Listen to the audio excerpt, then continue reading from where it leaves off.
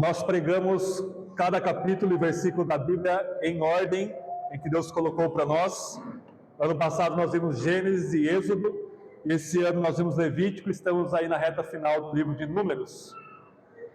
Nós chegamos ao capítulo 22, que é um sujeito chamado Balaão, um falso profeta, e nós vamos ver o que Balaão tem a nos ensinar esta manhã. A gente vai cumprir o capítulo 22 ao 24, mas nós iremos ler apenas 22, verso 1 ao 8. Após a leitura, ele dizer: essa é a palavra do Senhor. Todos que creem respondam com amém. E nós iremos orar ao Senhor. Todos acharam? Números 22, quarto livro da Bíblia. Verso 1 ao 8 diz assim: depois disso, os israelitas partiram e acamparam nas planícies de Moabe, no outro lado do Jordão, na altura de Jericó. Balaque, filho de Zippor, viu tudo que Israel havia feito aos amorreus. E Moabe tinha muito medo do povo de Israel, pois eram muitos, e os moabitas andavam angustiados por causa dos israelitas. Por isso disseram aos chefes de Midian: agora essa multidão vai devorar tudo que há ao nosso redor, como um boi devora a erva do campo.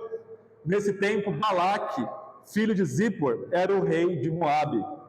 Ele enviou mensageiros para chamar Balaão, filho de Beor, em Petor, que ficava junto ao rio, na terra do seu próprio povo, e disse: um povo que cobre a face da terra saiu do Egito, está acampado bem na minha frente. Peço que venhas agora amaldiçoar este povo para mim, pois ele é mais poderoso do que eu. Talvez assim eu o vença e possa expulsá-lo da terra, pois sei que aquele a quem abençoares será abençoado, e aquele a quem amaldiçoares será amaldiçoado. Então os chefes de Moabe e os chefes de Midian saíram levando pagamentos pelos encantamentos, e chegando a Balaão, repetiram-lhe as palavras de Balaque. E ele lhe respondeu: ficai aqui essa noite, e vos responderei conforme o Senhor me falar. Então os chefes de Moabe ficaram com Balaão. Essa é a palavra do Senhor.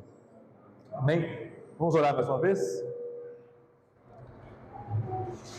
Senhor Deus bendito, estamos diante da sua palavra, que é santa, viva e eficaz, e penetra no nosso coração, na nossa alma, de uma forma mais penetrante que uma espada de dois gumes. E ela vai discernindo os nossos pensamentos e intenções.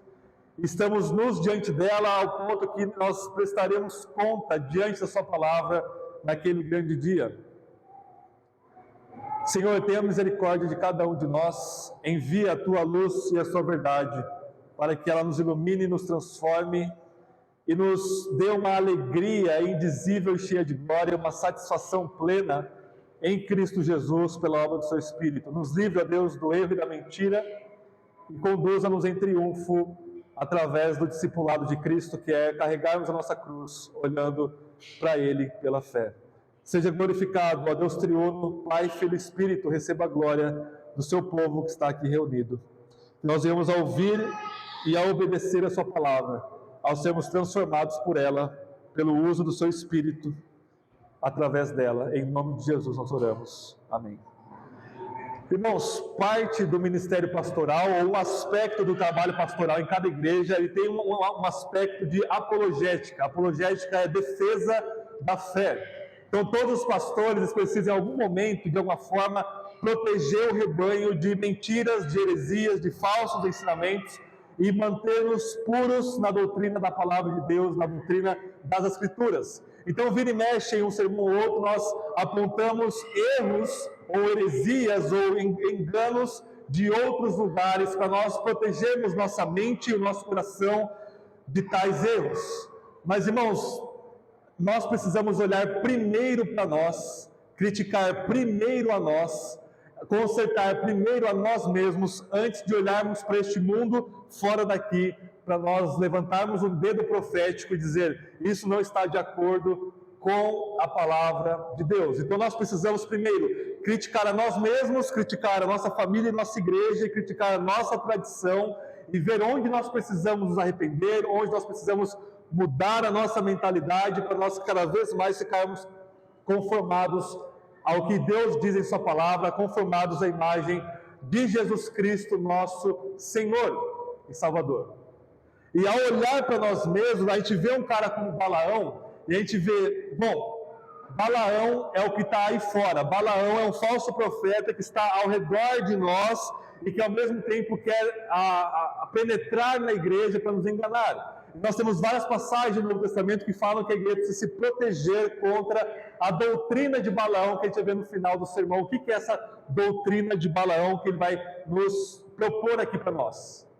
Mas, irmãos, Balaão tem muito a ensinar uma igreja como nossa.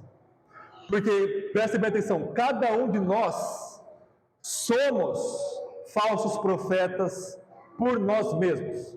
Você e eu, nós nascemos falsos profetas. O que é um profeta? O profeta é aquele que profere a palavra da divindade a qual ele serve. Então nós nascemos em pecado e desde as nossas primeiras palavras nós estamos proferindo, profetizando as palavras de nós mesmos, que nós somos nossos deuses, que está em harmonia absoluta com as palavras do diabo, as palavras da serpente. Então desde que o nosso pai Adão pecou e ouviu a voz da serpente, todos nós já somos, em essência, pecadores, e ser pecador implica que todos nós, antes da nossa conversão, do nascimento até nosso novo nascimento, somos falsos profetas. Nós proferimos mentira, engano, e todo tipo de malícia, e todo tipo de distorção da palavra de Deus. Esses somos nós, eu e vocês. A gente não pode apontar o dedo para lá antes de apontar o dedo para cá primeiro. Então Balaão somos nós somos os falsos profetas. Mas a partir do momento que Deus nos converte, nos transforma, nos dá um novo coração, uma nova língua, nós começamos a falar a palavra de Deus e a profetizar o Evangelho do nosso Senhor Jesus Cristo.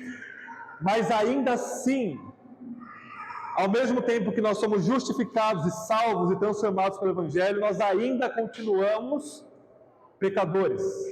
E se nós ainda continuamos pecadores, nós ainda temos dentro da nossa cabeça essa voz do falso profeta, que é você mesmo, sempre tentando enganar-nos. Jeremias vai dizer que o nosso coração é a coisa mais enganosa que existe, mais enganoso que o próprio diabo. É desesperadamente corrupto do nosso coração, e sim, ele foi regenerado e transformado, mas os resquícios do pecado ainda estão aqui. Nós precisamos diariamente silenciar a voz dos nossos pecados, a voz do nosso falso profeta interior, precisamos matá-lo para dar voz ao Espírito de Deus falando a verdadeira palavra de Deus para nós. E é por isso que o título do sermão é o Balaão Reformado, a ortodoxia do falso profeta. Nós vamos ver que Balaão, o ensino, aquilo que ele cria, pelo menos da boca para fora, está muito em consonância, muito em harmonia com que a verdadeira interpretação e doutrina reformada, que é a mais adequada da história, que começa lá no século XVI, a qual nós fazemos parte dessa tradição. Muito do que Balaão fala, nós também falamos e cremos. E nós vamos ver então essa manhã 7 características ou 7 doutrinas corretas que Balaão crê, mas que isso não o transforma. Isso não é o suficiente para dizer, não, Balaão é um profeta de Deus.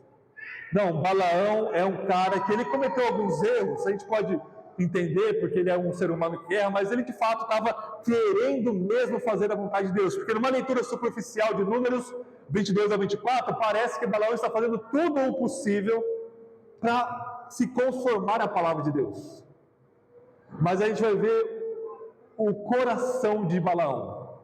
A Bíblia vai nos colocar para nós não apenas aquilo que Balaão fala e faz, mas a intenção por trás disso, e é aqui que está a chave para nós diferenciarmos um falso cristão, um falso mestre, um falso pastor, um falso profeta, de um genuíno e humilde cristão e mestre da palavra de Deus.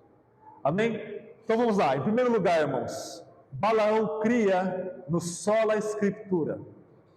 O que é o sola escritura, para quem não está dentro da tradição reformada? Sola escritura significa somente a escritura, é a nossa suprema regra de fé e de prática. Ou seja, nós temos várias autoridades sobre nós, mas em cima de todas elas e subordinada a ela está a autoridade da Bíblia. Esse foi o lema principal da Reforma Protestante lá com Lutero e Calvino no século XVI.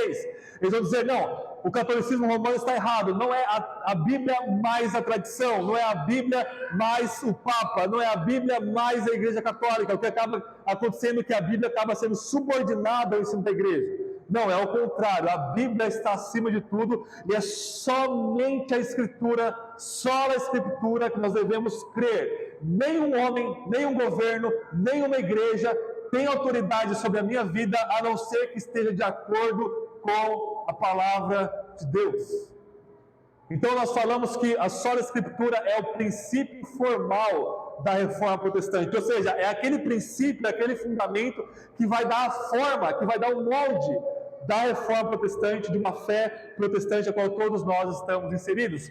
Nós confessamos e cremos que somente a Bíblia é a palavra de Deus. Só que Balaão também. Vejam comigo, Números capítulo 22, vejam o verso 18. A gente já viu no verso 8, que é o último versículo que a gente leu no começo, que ele vai falar só o que for conforme o Senhor falou para ele. Verso 18. Balaão respondeu aos servos de Balaque: mesmo que Balaque quisesse me dar a sua casa cheia de pratos de ouro, eu não poderia ir contra a ordem do Senhor, meu Deus, para fazer coisa alguma, nem pequena, nem grande. Verso 20. Verso de 12 ao 20, perdão. Verso 12. Deus disse a Balaão: não irás com ele e não amaldiçoarás este povo, porque é um povo abençoado. Balaão levantou-se pela manhã e disse aos chefes de Balaque: ide para a vossa terra, pois o Senhor não quer que eu vá acompanhar vocês. Então Balaque, que é o rei de Moabe, está com medo dos israelitas, ele manda chamar esse profeta chamado Balaão, e ele diz: olha, vem que eu vou te pagar o tanto que for para você vir e amaldiçoar Balaão. E Balaão disse: não, eu só vou falar, mas eu só vou falar o que Deus mandava falar. Balaão consulta a Deus, Deus responde para Balaão e fala: não é para você ir com eles. E Balaão disse: ó, não vou com vocês. Então ele profere e ele obedece o que ele profere. Deus fala: não vai, ele fala: eu não vou. Os mensageiros de Balaque voltam para Moabe, Balaque manda mais gente, mais dinheiro, para tentar persuadir Balaão, e Balaão vai consultar o Senhor novamente, e o Senhor diz: você vai, mas você vai falar somente o que eu mandar você falar. Balaão fala: amém, eu vou fazer exatamente isso, e ele vai acompanhar então o exército ali, os mensageiros de Balaque, até Moabe, que ficava nas planícies ali, para ele subir ao monte, ver o povo de Israel. Então, se Deus deixar, ele amaldiçoar o povo de Israel. Vejam comigo o verso 38 do capítulo 22 ainda. Balaão respondeu a Balaque: aqui estou, mas por acaso falarei alguma coisa de mim mesmo? Só falarei a palavra que Deus puser na minha boca. Balaão está no momento da história da redenção, da história da revelação de Deus, onde não tinha o texto escrito da revelação especial de Deus que nós temos. Ele era contemplando a Moisés estava escrevendo Gênesis, Êxodo, Levítico, Número, Deuteronômio, e portanto ainda não havia escritura. Mas Balaão fala: somente o que Deus falar, eu vou falar. Ou seja, se Balaão tivesse vivido pós-Moisés ou pós-Novo Testamento, ele diria assim: eu só vou falar aquilo que Deus falou, aquilo que está escrito. Como ele não tinha escritura, ele dependia da revelação direta de Deus, ele dizia: eu só vou falar o que Deus falar. Mas se Balaão estivesse no nosso meio, ele ia dizer: Balaque, só a escritura, eu só vou dizer aquilo que está na palavra de Deus. E o que isso implica para nós é algo muito pesado e pesaroso, porque confessar o sola Escritura não vai fazer de você um cristão verdadeiro. Não é possível ser cristão verdadeiro sem o sola Escritura. Ou seja, o cristão é aquele que entende e que tem o Espírito de Deus, e o Espírito de Deus é aquele que testifica que a Bíblia é a palavra de Deus, e o cristão todo genuíno cristão, ele crê que a Bíblia é a autoridade final sobre a sua vida, e que a Bíblia fala sobre Jesus, e que a Bíblia é a palavra de Deus. Mas o inverso não é verdade. Todo cristão crê na palavra de Deus, mas nem todo aquele que fala que crê na palavra de Deus é um verdadeiro cristão. Você pode ser um reformado, você pode ler Lutero, ler Calvino, conhecer toda a tradição reformada, ler teologia e ler os liberais que falam contra a palavra de Deus e defender a palavra de Deus, dizer, não, somente a Bíblia é a palavra de Deus, e refutar tudo quanto é tipo de teoria que vai falar que a Bíblia não é a palavra de Deus, que a Bíblia apenas contém a palavra de Deus, ou que a Bíblia ela se torna a palavra de Deus. Todas essas heresias você pode combater de forma definitiva e dizer, não, eu acredito somente na Escritura. Mas, irmãos, não adianta falar só na Escritura, somente a Bíblia é minha autoridade final, e não colocá-la em prática. Balaão, ele vai fazer isso no final. A gente vai ver daqui a alguns pontos que, no final, o coração dele não estava em harmonia com aquilo que ele estava falando. O coração de Balaão, que primeiro ele começa fazendo encantamentos, primeiro ele começa fazendo sacrifícios pagãos para Deus, e aí só na segunda profecia, que daqui a pouco nós vamos ver as 4 profecias de Balaão, depois ele para com o sacrifício e fica só em contato com Deus direto. Ele está com o coração completamente voltado para o engano. Ele fala uma coisa, eu só vou falar o que a palavra de Deus disser, e de fato ele faz depois isso, ele fala, Deus fala, você não vai amaldiçoar Israel, você vai abençoar. Ele fala exatamente isso. Ele fala, eu não posso amaldiçoar Israel porque Deus não mandou amaldiçoar ele. Mas atrás dessas palavras está um coração enganoso. É muito fácil falar, eu só vou falar e crer no que a Bíblia diz. Outra coisa é você viver isso. Porque é isso que o solo escritura implica. Percebem a loucura? Eu confesso, somente a Bíblia é minha regra e minha autoridade final. Mas se era a sua regra e autoridade final, por que você não está vivendo em conformidade com ela? É o que o irmão Rafael leu para nós hoje lá em Lucas 6 e repete-se em Mateus 7. Por que vocês me chamam Senhor, Senhor, e não fazem o que eu vos mando? É isso que Jesus está dizendo. Porque você confessa uma coisa com os seus lábios, Jesus é Senhor. É a mesma coisa que só a Escritura, porque a Bíblia vai dizer que Jesus é o Senhor, e a autoridade da Bíblia está debaixo da autoridade de Cristo, a quem ela testifica, e nós dizemos, Jesus é o meu Senhor. Eu só acredito em Jesus, eu só obedeço a Jesus, Jesus é o meu Senhor, e a sua palavra é minha única regra de autoridade final e suprema, mas você não vive isso. É o absurdo dos absurdos, é a contradição das contradições.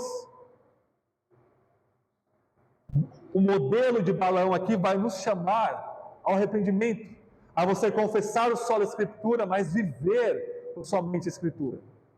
Não adianta, e a fé reformada, infelizmente, ela se torna uma moda por causa das redes sociais, e um monte de jovens, ao ver toda essa cosmovisão totalmente adequada, coerente, de acordo com a palavra de Deus, um sistema mais adequado da história para nós interpretarmos a palavra de Deus, e isso é muito atrativo. Mas nós temos centenas de jovens, milhares de jovens, de adultos, de homens e mulheres, que vão abraçar muito rápido a reforma protestante, que vão abraçar muito rápido as doutrinas da graça, mas que estão inundados, encharcados, caracterizados por desobediência, caracterizados por um coração torpe, que não está de acordo com a palavra de Deus. Então Balaão, ele daria a mão para Lutero lá no século XVI, iria levantar a mão de Lutero e dizer, amém, sola a Escritura. Mas o que está por trás disso é, eu vou obter lucro, daqui a pouco a gente vai ver isso.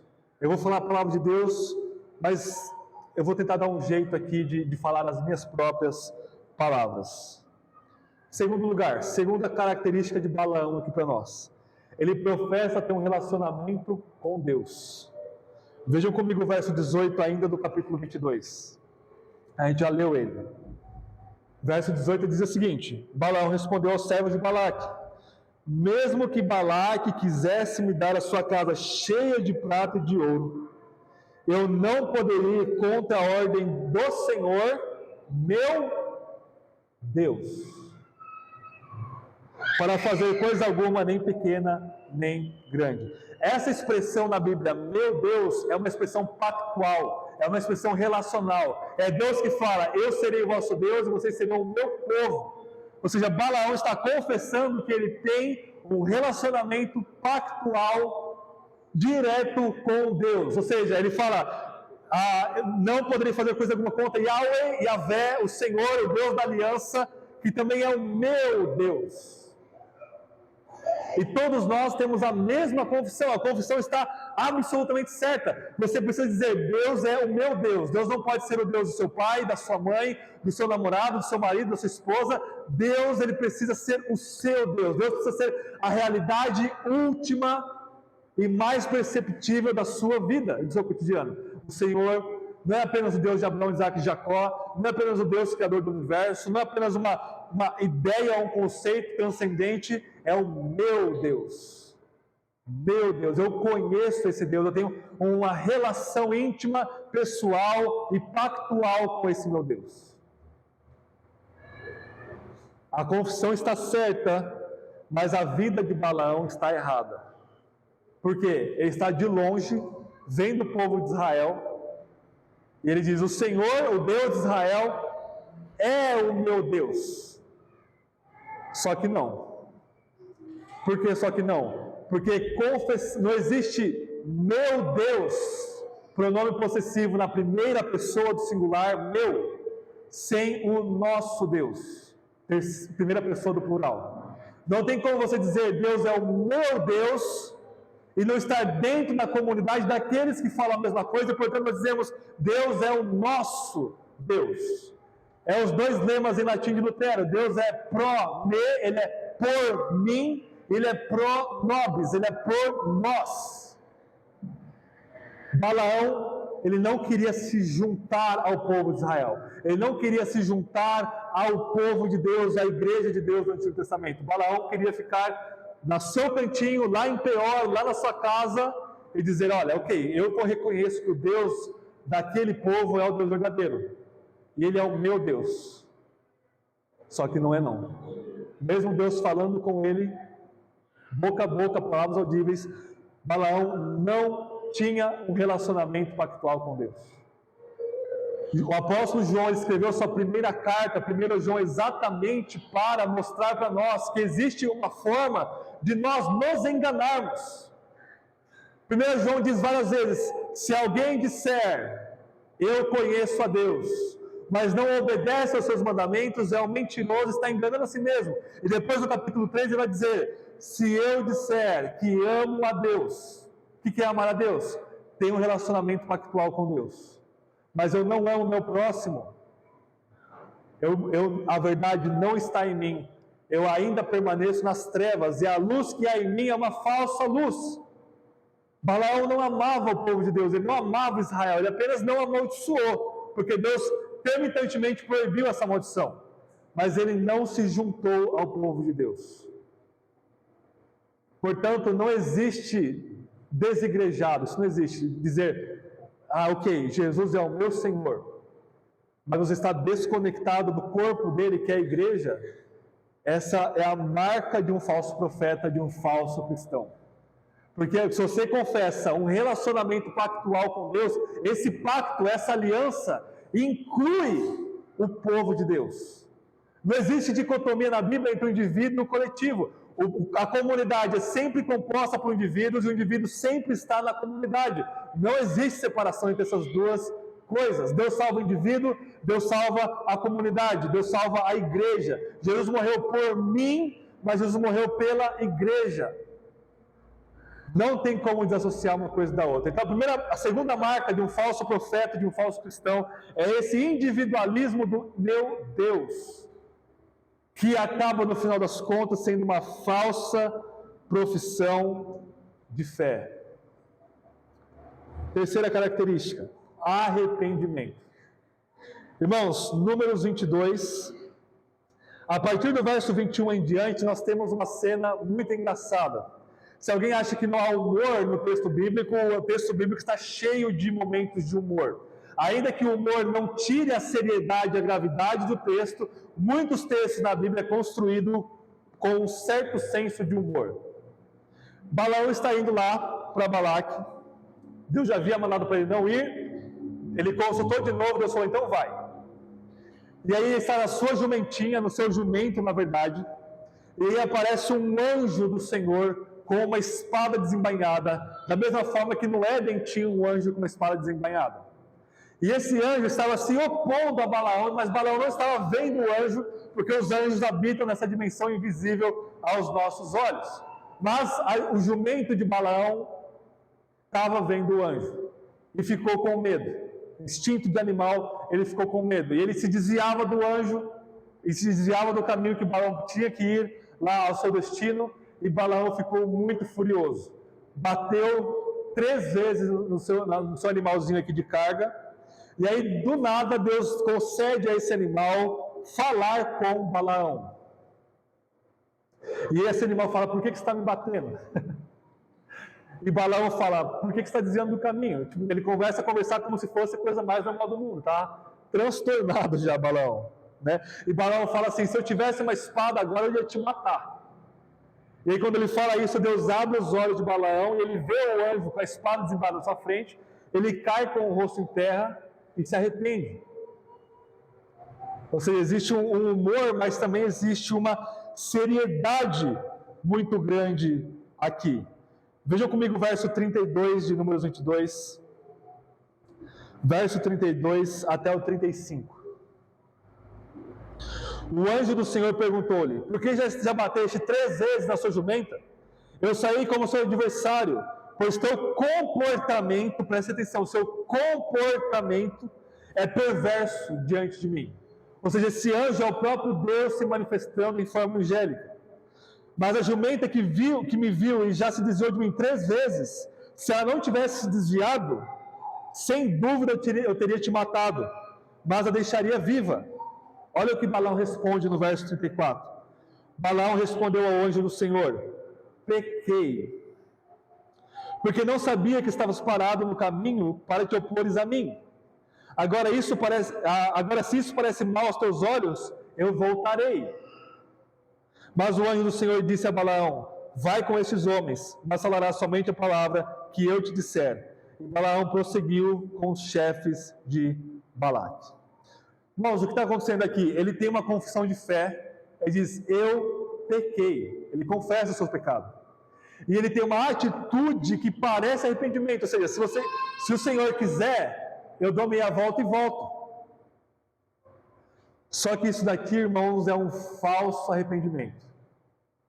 Qual que é a pegadinha aqui? Qual que é o jogo de palavras aqui no texto? Prestem atenção no que aconteceu. Balaão, primeiro, ele consulta a Deus. Deus fala, não vai. Os mensageiros voltam para Balaque. Depois Balaque manda mais mensageiro, mais dinheiro. E aí Balaão, ele vai consultar a Deus pela 2ª vez. Deus já não tinha falado para ele não ir. Por que ele queria consultar a Deus de novo? Isso é muito prático para nós. Se você confessa só a Escritura, e Deus fala, não faça, você diz, ok, passa um tempo, você diz, será que mesmo eu não posso fazer isso? Será que mesmo eu não posso fazer essa mentirinha, olhar essa coisa de prostituição na internet? Será que eu não posso fazer isso? Será que eu não posso fazer aquilo? Isso já é o seu coração se desviando. Isso já é você dando ouvido à voz da serpente e à voz do seu coração enganoso. Porque você já tem claro aqui na Bíblia o que Deus tem para te falar. E você diz, ok, mas sim, será que não dá para dar um jeitinho? E aí Deus deixa Balaão ir. E esse deixar é um deixar de teste para o próprio Balaão. Igual a gente está vendo aqui com Moisés, Deus fala, eu vou destruir o povo para testar o coração de Moisés. Moisés fala, não, Senhor, eu vou interceder pelo povo, não destrua eles. Deus está testando o coração das pessoas aqui. E quando ele fala, Balaão, pode ir? Na verdade, se Balaão fosse um servo de Deus de verdade, ele diria, não, eu não vou. O Senhor já disse para eu não ir, eu não vou. Mas o que está no coração de Balaão para o anjo se opor a ele? Mesmo Deus deixando ele ir para testar o coração dele, ele foi. O que causou no anjo essa oposição a ele? Pedro e Judas vão nos mostrar o coração de Balaão. Abram comigo em duas passagens. Abram comigo em 2 Pedro, lá no fim do Novo Testamento, segunda carta de Pedro, antes das cartas de João, ali no final do Novo Testamento. 2 Pedro, capítulo 2, é um capítulo que está tratando dos falsos mestres na igreja, e ele vai usar Balaão como exemplo. 2 Pedro 2, 15 ao 16, diz assim: eles se desviaram, eles quem? Os falsos mestres dentro da igreja, eles se desviaram, deixando o caminho reto e seguindo o que? O caminho de Balaão, filho de Beor, que amou o prêmio da injustiça, mas foi repreendido por sua transgressão. Um jumento mudo, falando com voz humana, impediu a loucura do profeta. O que estava no coração de Balaão naquele episódio? Amor pelo prêmio da injustiça. Que prêmio da injustiça é esse? O dinheiro que Balaque havia falado para ele que ia dar. Abram comigo em Judas. É o penúltimo livro do Novo Testamento. Virem as 3 cartas de João. Antes de Apocalipse tem um livrinho aí, uma cartinha aí chamada Judas. Ela só tem um capítulo, portanto, o capítulo 1, verso 11. Também falando dos falsos mestres. Judas, verso 11, diz assim: ai deles, pois seguiram pelo caminho de Caim, e por causa de lucro se lançaram ao erro de Balaão, e foram destruídos na rebelião de Coré. Ou seja, o erro de Balaão é o lucro. O que está no coração de Balaão é o seguinte: eu vou falar só o que é a palavra de Deus, mas Balaão tinha talvez uma convicção de que Deus iria mandar ele amaldiçoar esse povinho aí que está perambulando no deserto. Então ele fala: eu vou falar a palavra de Deus, eu só vou amaldiçoar se Deus mandar amaldiçoar Israel. Mas no fundo ele sabia que Deus ia mandar amaldiçoar Israel. E quando Deus fala: não vai amaldiçoar, você vai abençoar, ele se vê ali numa saia justa e ele fazer o quê? Obedece. Mas o coração de Balaão está completamente tomado e centralizado no dinheiro que Balaque ofereceu para ele amaldiçoar Israel.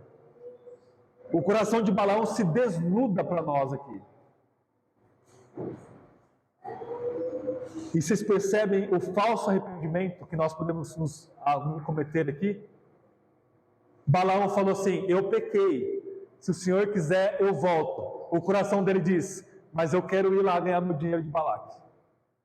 A palavra de Balaão diz: o Senhor é meu Deus, eu só vou falar o que o Senhor mandar. Mas o coração dele diz: mas eu quero que o Senhor mande amaldiçoar Israel, para que eu tenha o lucro de Balaque. Ou seja, 2 Coríntios 7:10, Paulo vai dizer o seguinte: existe um arrependimento que é de acordo com o mundo, e existe um arrependimento que é de acordo com Deus. Paulo vai dizer assim, que a tristeza gerada por um arrependimento que vem de Deus, gera frutos, gera vida, gera um arrependimento genuíno, uma transformação de vida, uma mudança de mentalidade, uma mudança de coração. Mas a tristeza que vem pelo arrependimento causado pelo mundo, produz apenas remorso, produz apenas uma tristeza momentânea, que não gera transformação de vida. Então a terceira característica de Balaão, de todo falso cristão, é um falso, superficial arrependimento, que é apenas um remorso, que é o arrependimento de Judas. Judas Iscariotes traiu Jesus, se arrepende, devolve as 30 moedas de prata, joga as 30 moedas para lá, e com uma tristeza profunda se enforca. Mas isso não é arrependimento, isso é apenas remorso, isso é apenas: eu tive um prejuízo muito grande, eu estou realmente triste porque eu tive a consequência do pecado. Mas eu não mudei a minha mentalidade sobre o pecado. Terceira característica que você deve se ver é: o seu arrependimento é genuíno. Se não é, corra para Cristo. É Ele que faz a obra de transformar o seu coração e o meu. E Ele vai te dar um verdadeiro arrependimento. Quarto lugar. E aí a gente vai entrar nas 4 profecias de Balaão. A primeira profecia, irmãos e irmãs, está no capítulo 23, versos 7 ao 12. E ela vai nos ensinar que Balaão tinha uma correta doutrina da igreja, uma correta eclesiologia. Ele tinha uma concepção da igreja correta, porque a igreja no Antigo Testamento é o povo de Israel. Tanto que quando Israel se ajunta, o Antigo Testamento fala que aquilo lá é a eclesia, é a igreja, o mesmo termo usado para nós no Novo Testamento como Novo Israel. E olha o que diz, vamos pegar só a parte central aqui dessa primeira profecia de Balaão. Capítulo 23, verso 8 ao 12. Como amaldiçoarei a quem Deus não amaldiçoou? Como sentenciarei a quem o Senhor não sentenciou? Pois eu vejo do alto do rochedo e o contemplo das colinas. Este é um povo que habita só, e entre as nações não é contado. Quem poderia contar o pó de Jacó e o número da quarta parte de Israel? Que eu morra a morte dos justos, e o meu fim seja como o deles. Então Balaque disse a Balaão: que me fizeste? Eu te chamei para amaldiçoar os meus inimigos, e tu abençoaste muito. E ele respondeu: eu não deveria falar o que o Senhor põe em minha boca? A primeira profecia de Balaão está falando bem de Israel, está abençoando, falando bem, dizendo que o povo de Jacó, e ele sabia que aquele lá, os descendentes de Jacó, esse povo é abençoado por Deus, está carregando a promessa de Deus, e é um pó incontável. Quem pode contar o pó de Jacó? Ele tem uma correta concepção da igreja. E isso que nós lutamos, para termos uma visão correta do que é a igreja. A gente fala que a igreja é o povo de Deus, é o corpo de Cristo, é o templo do Espírito, é o lugar onde Deus habita, é aqui que Deus é cultuado em espírito e em verdade, é a reunião dos verdadeiros cristãos, é o lugar onde Deus é mais glorificado deste lado da eternidade, e assim por diante. Balaão tinha uma concepção correta da igreja, mas, de novo, ele não fazia parte da igreja. De novo, ele via a igreja à distância. Ou seja, eu tenho uma visão correta da igreja, mas eu não quero me comprometer com essa igreja, eu não quero viver, suar, sangrar, lacrimejar, interceder por essa igreja. Eu quero apenas ter uma teologia correta a respeito da igreja. E ele diz: que eu morra a morte dos justos, que o meu fim seja como o deles. Ou seja, ele está olhando para a comunidade dos justos, para a comunidade onde a justiça de Deus habita. E ele diz: eu quero ter o mesmo fim que eles. E talvez você diga: bom, eu quero ter o mesmo fim dos cristãos, daqueles que dão a sua vida por Cristo. Eu quero viver uma eternidade com Deus. Mas isso não vai acontecer se você não fazer parte espiritualmente e corporalmente da igreja, da comunidade daqueles que professam fé incondicional em Jesus Cristo, nosso Senhor. Então ele tem uma doutrina da igreja correta, mas ele não faz parte de verdade da igreja. Quinto lugar, e é aqui que o calo começa a apertar ainda mais. Na segunda profecia de Balaão, ele vai crer e confessar que Deus é soberano e que a graça de Deus é salvadora. Graça soberana. A Balaão era um calvinista antes de Calvino. Olha a segunda profecia comigo. Capítulo 23, verso 18 ao 23. A profecia começa lá no verso 13, mas vamos ler a partir do verso 18. Números 23, 18, diz assim: e Balaão proferiu seu oráculo, seu segundo oráculo para Balaque: levanta-te e ouve, escuta-me, filho de Zippor. Deus não é homem para que minta, e nem filho do homem para que se arrependa. Por acaso, tendo ele dito, não o fará? Ou havendo falado, não cumprirá? Balaão cria na soberania exaustiva de um Deus que pode fazer todas as coisas, e que a sua palavra nunca cai por terra, porque ele é soberano e onipotente para isso. Verso 20: recebi ordem para abençoar, pois ele abençoou, e não posso revogar a bênção. Ele não olha para o pecado de Jacó, nem para a maldade de Israel. O Senhor seu Deus está com ele. No meio dele se ouve a aclamação de um rei. Foi Deus que os tirou do Egito. A força deles é como a de um boi selvagem. Não há encantamento contra Jacó, nem adivinhação contra Israel. Agora dirão sobre Jacó e Israel: que coisas Deus tem feito. Ele não só confessa que Deus é soberano para fazer todas as coisas, mas ele confessa que essa soberania está sendo agida, atuada em prol da salvação de Israel. E ele fala do Êxodo. Essa soberania tirou Israel do Egito. Graça soberana que não vê os pecados de Israel, porque Deus cobriu os pecados de Israel com o sacrifício dos animais. Está implícito aqui a expiação, a redenção de Deus. Balaão cria na graça soberana de Deus. Balaão era um perfeito calvinista. E é isso que nós cremos, está correto. Nós cremos que Deus é soberano e que a sua soberania está em prol para graciosamente, misericordiamente, salvar-nos através do novo êxodo que é a morte de Cristo por nós. Só que vejam que Balaão, de novo, ele não coloca ele como aquele que foi resgatado do Egito. Deus é soberano, Deus libertou Israel do Egito, mas isso não é uma realidade da minha vida. E aí, irmãos e irmãs, você pode professar os 5 pontos do calvinismo que seja, você pode crer que Deus é soberano, e crer que a salvação é pela graça e pela obra somente de Deus, e crer que Deus salva a igreja, que Deus salva a pessoa que está aí do seu lado, mas mesmo assim isso não ser uma realidade na sua vida. A soberania de Deus não é apenas para ser professada, é para ser saboreada, é para ser degustada, e ela é para ser personalizada na sua vida, internalizada na sua vida. A graça de Deus não é apenas para o seu irmão e para a sua irmã, é para você.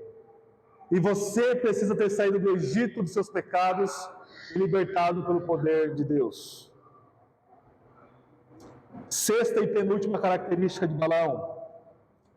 Na terceira profecia dele, capítulo 24, minha página aí, Balaão vai ter uma perfeita teologia bíblica. Vejam comigo, capítulo 24, versos 5 ao 9.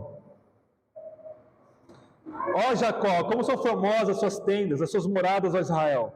Elas se estendem como vales, são como jardins à beira do rio, como árvores de aloés que o Senhor plantou, como cedros de junto às águas. Correrá a água dos seus baldes e sua semente será bem regada. O seu rei se elevará mais do que Agag, e o seu reino será exaltado. Foi Deus que os tirou do Egito, a força deles é como a de um boi selvagem. Israel devorará as nações adversárias, lhes quebrará os ossos e os atravessará com suas flechas. Agachou-se, deitou-se como um leão e como leoa. Quem o despertará? Benditos sejam os que te abençoarem e maldito os que te amaldiçoarem. O que Balaão fez aqui foi um movimento perfeito de teologia bíblica. Ele juntou o pacto de Abraão lá em Gênesis 12. O que Gênesis 12 diz? Deus diz: eu vou fazer de ti uma grande nação, aqueles que te abençoarem serão abençoados, e aqueles que te amaldiçoarem serão amaldiçoados. Balaão, ele conhecia essa tradição de Abraão, e ele cita o pacto de Deus com Abraão, e ele junta isso com o Êxodo. Ou seja, o pacto de Deus com Abraão se concretiza e se realiza no Êxodo. O Egito é amaldiçoado, Israel é abençoado. E ele diz que Israel e o seu rei é como um leão que se deita e que sai para conquistar e ninguém pode impedir. Jacó, no seu leito de morte, ele chama os seus filhos, ele chama Judá e diz: Judá, de ti vai sair o rei, e esse rei vai ser como um leão, e vai conquistar os seus inimigos. Balaão junta Abraão, Jacó e o Êxodo numa teologia bíblica perfeita. O que isso nos ensina é que você pode ter uma teologia bíblica muito boa, Você pode saber, contar a história da Bíblia, falar que o Deus criador de todas as coisas é o Deus que promete que o filho da mulher, o filho de Eva, vai esmagar a cabeça da serpente, que esse filho é a descendente de Abraão, de Isaac e de Jacó, que esse filho ele passa agora a ser composto pela comunidade de Israel, e a comunidade de Israel gera o rei Davi, e do rei Davi, o seu filho Jesus, Deus e homem, cumpre todas as promessas da Bíblia. E todas as profecias da Bíblia se juntam em Jesus. Você pode saber de tudo isso, de todo o panorama da história da redenção da Bíblia. E mesmo assim, ser um falso cristão. Sétimo e último lugar. Balaão tinha uma cristologia perfeita. Balaão profetizou sobre Jesus. A quarta e última profecia de Balaão, capítulo 24, a partir do verso 15 até o verso 19, diz assim: Então Balaão proferiu seu oráculo. Fala, Balaão, filho de Beor. Fala o homem que tem os olhos abertos. Fala aquele que ouve as palavras de Deus e conhece os planos do Altíssimo, que vê a visão do Todo-Poderoso, que cai em transe com os olhos abertos. Eis a profecia de Cristo. Verso 17: Eu o vejo, mas não agora. Eu o contemplo, mas não de perto. Virá uma estrela de Jacó, e de Israel se levantará um cetro que ferirá as fronteiras de Moabe e destruirá os filhos do orgulho. E Edom será sua propriedade, como também Seir, aqueles que eram seus inimigos, pois Israel se tornará forte. De Jacó virá um que dominará e destruirá os sobreviventes da cidade. Lá em Apocalipse, João usa isso daqui para dizer que Jesus é a estrela da manhã, a estrela de Jacó, aquele que com seu cetro reinará sobre os seus inimigos e sobre todas as coisas. A profecia está perfeitamente correta. Balaão tinha uma cristologia perfeita. Mesmo assim, ele era um falso profeta. Mesmo assim, ele não se rendeu aos pés desse que ele está vendo de longe, da estrela de Jacó, do rei de Israel.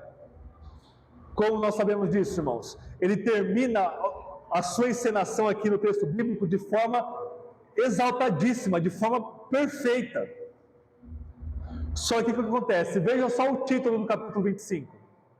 O capítulo 25 diz assim: os israelitas pecam com as mulheres moabitas. Moabe era reinada por Balaque, que era Balaque que estava contratando Balaão para matar e amaldiçoar Israel. E aqui o texto não fala por que os israelitas começaram a dormir com as moabitas. E Deus mandou uma praga depois para matar centenas de milhares de israelitas. Mas Moisés vai nos dizer, abram comigo em Números mesmo, capítulo 31.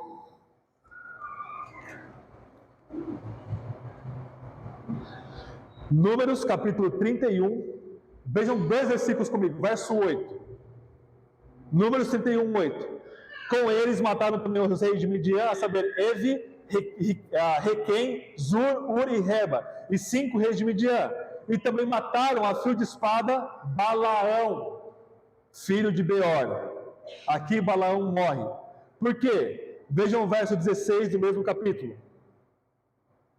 Números 31, 16. Essas mulheres foram as que, por conselho de Balaão, fizeram que os israelitas pecassem contra o Senhor, no caso de Peor, o que causou a praga na comunidade do Senhor. Então, o quadro completo é, ele fala a palavra de Deus, ele abençoa Israel, ele não amaldiçoa, profetiza 4 vezes em prol de Israel, e acaba ali sua cena. Só que depois disso, ele ainda quer o quê? O dinheiro. a gente pode presumir que ele chega para Balaque e diz: olha, eu não consegui amaldiçoar Israel porque Deus não deixou, mas tem um jeito de acabar com eles. Faz com que as suas mulheres durmam com eles, e isso vai provocar a ira de Deus, e o próprio Deus vai matar eles. E foi exatamente isso que aconteceu. Exatamente isso o que aconteceu, irmãos, irmãos e irmãs. Vocês percebem que um falso profeta pode ter uma teologia perfeitamente ortodoxa e ter um coração completamente tomado pelo seu pecado, no caso específico, o pecado da ganância e da luxúria dos lucros aqui. Isso nos ensina duas coisas, para terminar, bem rápido. Deuteronômio 13, Moisés vai falar o seguinte: se levantar um profeta no meio de vocês, e ele profetizar, e a profecia dele se cumprir, mas ele desviar vocês de Deus, ele é um falso profeta. Porque Deus está testando vocês, Deus permitiu que esse falso profeta se levantasse, e Deus fez com que a profecia dele se cumprisse, para testar vocês, para que ver se vocês, mesmo ali diante do milagre da profecia, vocês vão diante dos ídolos, ou vocês vão continuar servindo Yahvé. Isso quer dizer que uma pessoa pode profetizar algo na sua vida, e isso se cumprir, e a pessoa ser uma falsa profeta, um falso mestre. Se ela se desviar você da Bíblia. É isso que todos os movimentos místicos da história da igreja fizeram.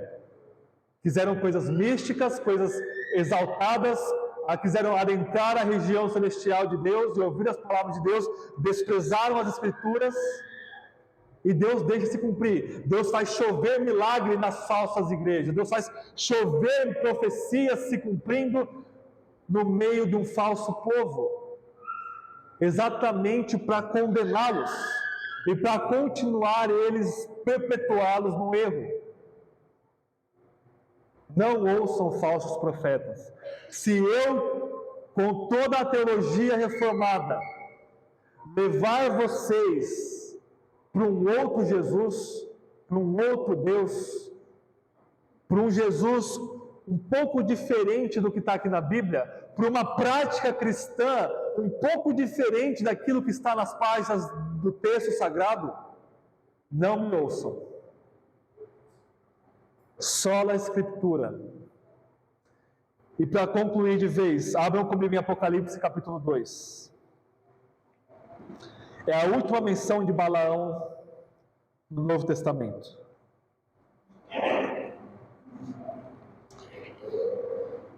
Apocalipse capítulo 2. Carta à igreja de Pérgamo, a partir do verso 12. Diz assim: escreve ao anjo da igreja que está em Pérgamo: assim diz aquele que tem a espada afiada de 2 gumes. Sei onde habitas, onde está o trono de Satanás, mas conservas o meu nome, e não negaste a minha fé, mesmo no dia de Antipas, minha fiel testemunha, que foi morto entre vós, onde Satanás habita.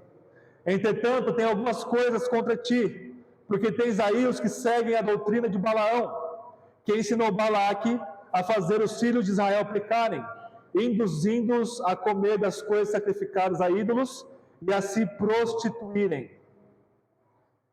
Jesus está chamando a igreja de Pérgamo e todas as igrejas posteriores, dizendo o seguinte: não adianta vocês terem fé em mim e deixar Balaão entrar na igreja. Não adianta vocês sofrerem pelo meu nome e permitir a voz de Balaão ecoando, desviando vocês do meu evangelho. Balaão precisa ser silenciado, Balaão precisa ser expulso da comunidade de Israel, expulso da igreja. O falso profeta não tem lugar no povo de Deus. Toda a igreja genuinamente cristã, bíblica e evangélica, no sentido de estar de acordo com o evangelho, precisa exercer a disciplina, porque o Balaão está aqui, o Balaão está pronto para entrar no nosso meio, com uma teologia perfeita, com uma cristologia perfeita, com uma eclesiologia perfeita, com aparência de arrependimento, mas com o coração querendo lucro e pecado. Irmãos, para resumir, confessem o mesmo Cristo de Balaão. O Cristo que é a estrela da manhã, o Cristo que tem o cetro que reina sobre todas as coisas, mas se rendam a Ele pela fé. E uma vez que vocês se rendem completamente aos pés de Cristo, vocês vão começar a entender a Bíblia, vocês vão começar a saborear a soberania de Deus, ter um conhecimento verdadeiro da igreja, um arrependimento genuíno, uma relação correta com Deus e uma profissão de fé de sola escritura correta. Mas tudo isso só é verdadeiro e válido se você realmente tem o seu coração no lugar certo, e esse lugar é Jesus Cristo, nosso Senhor. Amém? Vamos orar, ter um breve momento de oração silenciosa, confessando seus pecados, correndo para Cristo pela fé, e eu já vou orar encerrando o sermão.